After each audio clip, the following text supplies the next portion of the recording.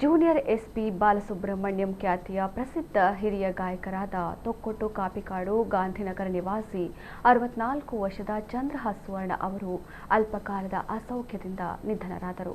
Rickshaw ಚಾಲಕರಾಗಿದ್ದ ಅವರು ಜೊತೆಗೆ ವೃತ್ತಿಪರ ಬಹುಭಾಷಾ ಗಾಯಕರಾಗಿದ್ದರು.